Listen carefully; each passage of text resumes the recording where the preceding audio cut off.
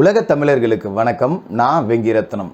அப்பம் பேர் கிறிஸ்டின், அம்மா பேர் சகாய மேரி. ஆனால் பிள்ளைக்கு அரசாங்கத்தில் எஸ்சி கோட்டாவில் வேலை.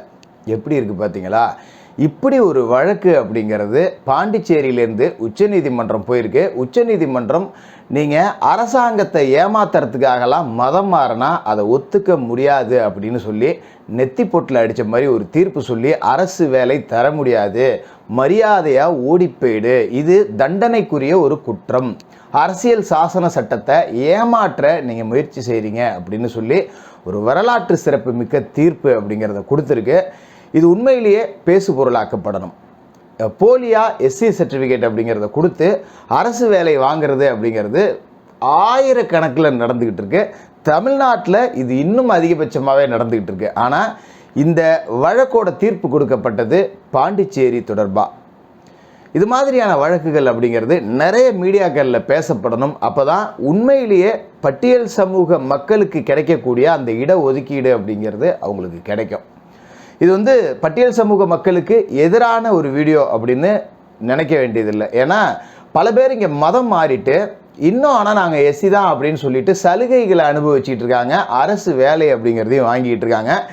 இதனால் உண்மையிலேயே அந்த வேலைக்கு போக வேண்டிய தகுதி உள்ள பட்டியல் சமூக மக்களுக்கு அந்த வேலை அப்படிங்கிறது கிடைக்காமலே போயிடுது.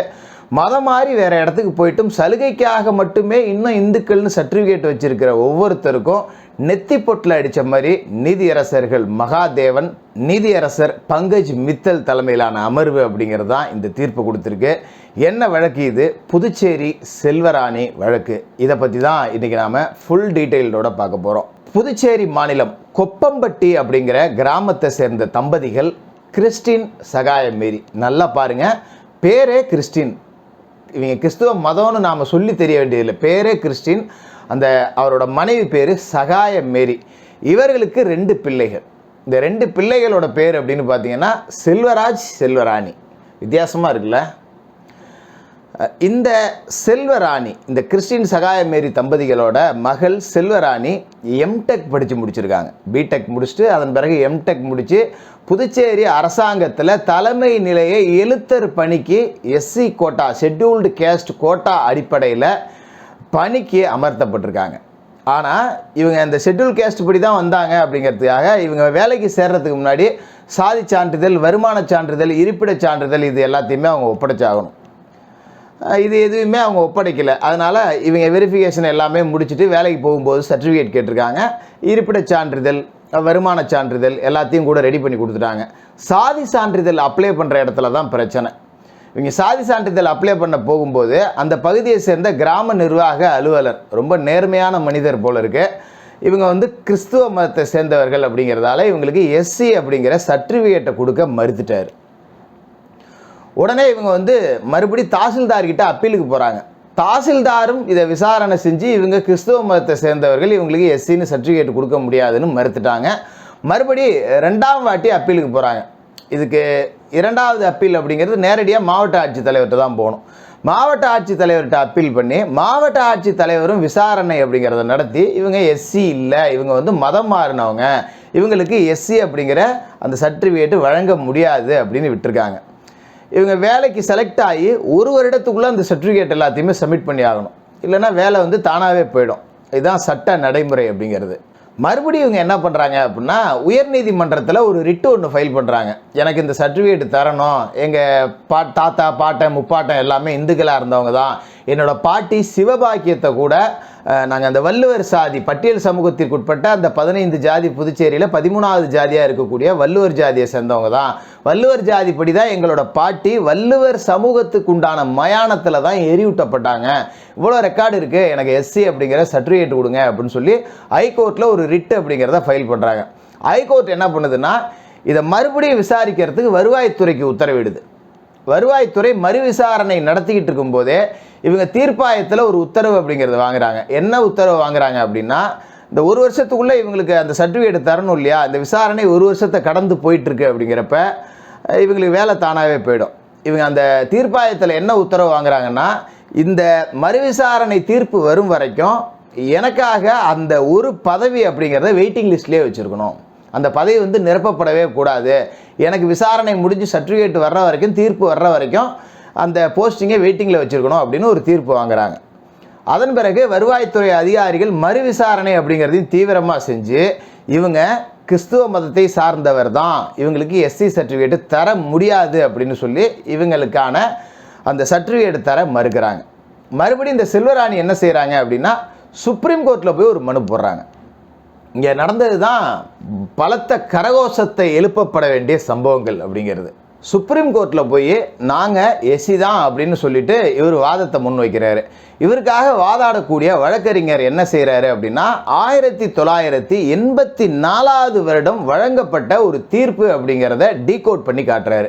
அந்த தீர்ப்பு என்ன அப்படின்னா கைலாஷ் சங்கர் விசஸ் மாயாதேவி, இவங்க 2 பேர் சம்பந்தப்பட்ட ஒரு வழக்கில் இந்த மாதிரி எஸ்சி சர்டிஃபிகேட் வழங்கலாம் அப்படின்னு ஒரு தீர்ப்பு வந்திருக்கு அப்படிங்கிறத கோடிட்டு காட்டுறாரு. அதில் என்ன வாதம் அப்படின்னா இந்த மதம் மாற்றம் அப்படிங்கிறது ஒரு கிரகணம் மாதிரி. இவங்க வந்து இந்துவாக இருந்தாங்க, அப்போ இவங்க வந்து அந்த இந்துவாக இருக்கும்போது இவங்கள அந்த எஸ்சி அப்படிங்கிற பட்டியலுக்குள்ளே இருந்தாங்க. இவங்க வந்து மறுபடியும் கிறிஸ்துவனாக மாறின பிறகு அந்த கிரகணம் மாதிரி அந்த எஸ்சிங்கிற அதை வந்து மறைச்சிட்டுச்சான். கிறிஸ்துவனாக மாறின பிறகு கிரகணம் எஸ்சி அப்படிங்கிறத மறைச்சிருச்சான். மறுபடியும் இவங்க கிறிஸ்துவ மதத்துலேருந்து இந்து மதத்துக்கு மாறினதால அந்த கிரகணம் விலகி மறுபடியும் இவங்க எஸ்சி ஆகிட்டாங்களாம்.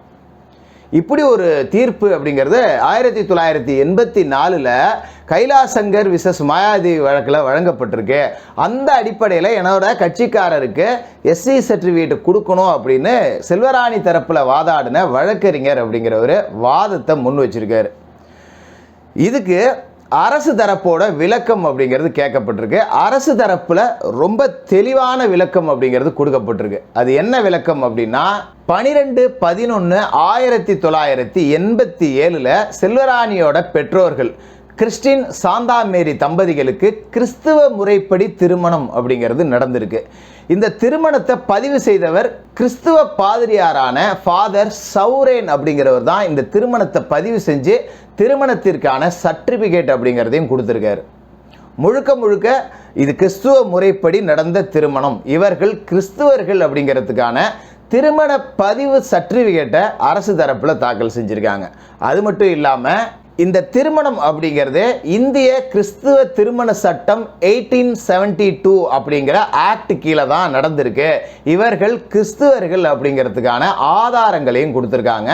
அதோடு இல்லாமல் 22/11/1990 பிறந்த செல்வராணி 6/1/1997 ஞான ஸ்நானம் அப்படிங்கிறதையும் வாங்கி இவரும் முழுவதுமாக கிறிஸ்துவ மதத்தை ஏற்றுக்கொண்டார் அப்படிங்கிற அந்த ஞான ஸ்நானம் வாங்கின அத்தனை ஆதாரங்களையும் கொண்டு போய் உச்சநீதிமன்றத்தில் தாக்கல் செஞ்சுருக்காங்க. இதுக்கு இன்னொரு முக்கியமான விஷயம் என்ன அப்படின்னா இவர் வசிக்கக்கூடிய அந்த பகுதியை சேர்ந்த கார்த்திக், பிரகாஷ், ரவிசங்கர், ஆறுமுகம் அப்படிங்கிற 4 பேரையும் முக்கிய சாட்சிகளாக அரசு தரப்பில் கொண்டு போய் நிறுத்தியிருக்காங்க. இந்த 4 பேருமே இவர்கள் தங்களோட வீடு, தங்களோட வசிப்பிடம், தங்களோட வாழ்வியல் எல்லாத்துலேயுமே கிறிஸ்துவர்களாக தான் இருக்காங்க. இவங்க இந்து மத சடங்குகள் எதையுமே கடைபிடிக்கிறது இல்லை, வாரம் தவறாமல் சர்ச்சுக்கு போகிறவங்க இவர்கள் கிறிஸ்துவர்கள் தான். ஆனால் இந்து அப்படின்னு சொல்லி போலீஸ் சர்டிஃபிகேட் கேட்குறாங்க அப்படிங்கிற ஆதாரத்தோட 4 பேரை கொண்டு போய் நிறுத்தியிருக்காங்க. இதன் பிறகு வழங்கப்பட்ட தீர்ப்பு அப்படிங்கிறது தான் ஒரு வரலாற்று சிறப்புமிக்க தீர்ப்பு. இந்த தீர்ப்பில் நீதியரசர் பங்கஜ் மித்தல் மற்றும் நீதியரசர் மகாதேவன் என்ன தீர்ப்பில் சொல்லியிருக்காங்க அப்படின்னா ஒரு மதம் அப்படிங்கிறவர் ஒருத்தர் அதை பின்பற்றாரா அப்படின்னு நாங்கள் வந்தெல்லாம் பார்த்துக்கிட்டு இருக்க முடியாது. மதம் அப்படிங்கிறத கொள்கை ரீதியாவோ கோட்பாட்டு ரீதியாவோ ஏற்றுக்கொண்டால் அதுதான் உண்மை. நீ கொள்கை ரீதியாகவும் கோட்பாட்டு ரீதியாகவும் ஒரு மதமாக இருந்துக்கிட்டு அரசாங்க வேலைக்காக இன்னொரு மதம் அப்படின்னு சொல்லி சர்டிஃபிகேட் கொடுக்கறது அரசியல் சாசன சட்டத்தை ஏமாற்றக்கூடிய வேலை. இதுக்கு சிறை தண்டனை வழங்குறதுக்கு கூட சட்டத்தில் அதிகாரம் இருக்குது அப்படிங்கிற ஒரு வரலாற்று சிறப்பு மிக்க தீர்ப்பை சொல்லி இந்த பெண்ணுக்கு எஸ்சி சர்டிஃபிகேட் அப்படிங்கிறத தர முடியாதுன்னு இந்த வழக்கை முடிச்சு வச்சுருக்காங்க. அந்த பெண்மணி கிறிஸ்துவர் அப்படின்னு நீதிமன்றத்தாலேயே பலீர்னு அறிவிக்கப்பட்டிருக்கார். இந்த வழக்கோட முடிவு அப்படிங்கிறது இதுதான். இப்போ நாம் பேச வேண்டியது என்ன அப்படின்னா தமிழகத்தை பொறுத்த வரைக்கும் ஆயிரக்கணக்கான பேர் மதம் மாறி கிறிஸ்துவராக மாறிட்டு இன்னும் எஸ்சி அப்படிங்கிற சர்டிஃபிகேட்டை வச்சு அரசு சலுகைகளை, அரசு வேலைகள் அப்படிங்கிறத அனுபவிச்சுக்கிட்டு இருக்காங்க. இதனால் உண்மையிலேயே இந்து மதத்துக்குள்ளே எஸ்சியாக இருக்கவர்களோட வேலை வாய்ப்பு அப்படிங்கிறது பாதிக்கப்படுது. இது தமிழ்நாட்டை சேர்ந்த ஷெட்யூல்டு கேஸ்ட் மக்கள் இதுக்கு தனி கவனம் செலுத்தணும். இதில் தான் உண்மையான சமூக நீதி அப்படிங்கிறது அடங்கியிருக்கு. ஆனால் கிறிஸ்துவ மக்களோட வாக்கு வங்கிக்காக இதை திராவிட மாடல் அரசாங்கம் செய்யாது. இதில் இன்னொரு முக்கியமான விஷயம் என்ன அப்படின்னா, நம்ம ராசாவை எடுத்துங்களேன் உதாரணத்துக்கு. எங்கே போனாலும் இந்து மதத்தை சார்ந்து நாராசமாக பேசக்கூடிய ஒரு நபர் ராசா. இவரோட மனைவி பரமேஸ்வரி கிறிஸ்துவ முறைப்படி அடக்கம் செய்யப்பட்டிருக்கார். ஆனால் இவரோட மகள் முதற்கொண்டு கிறிஸ்துவ முறைப்படி தான் வாழ்க்கை நெறி அப்படிங்கிறதே வாழ்ந்துக்கிட்டு இருக்காங்க. இவர் இன்னும் அந்த பட்டியல் சமூகத்துக்குள்ள சர்டிஃபிகேட்டை வச்சுக்கிட்டு தனித்தொகுதியில் நின்று 2 முறை அமைச்சராகவே ஆயிருக்கார். ஒரு அரசு வேலைக்காக புதுச்சேரியை சேர்ந்த ஒரு விஏஓ ரொம்ப நேர்மையாக செயல்பட்டதால் இப்படி ஒரு வரலாற்று சிறப்பு மிக்க தீர்ப்பு அப்படிங்கிறது வாங்கப்பட்டிருக்கு.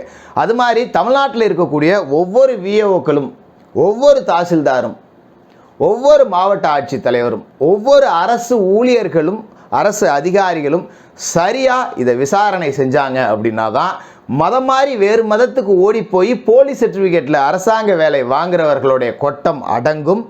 உண்மையிலேயே பாதிக்கப்பட்டு ஒடுக்கப்பட்ட மக்களாக இருக்கக்கூடிய ஷெட்யூல்டு கேஸ்ட் மக்களுக்கான வேலை வாய்ப்பு, இடஒதுக்கீடு அப்படிங்கிறது உறுதி செய்யப்படும். அதுதான் உண்மையான சமூக நீதி திராவிட மாடல் அரசு செய்தான்னு பார்ப்போம்.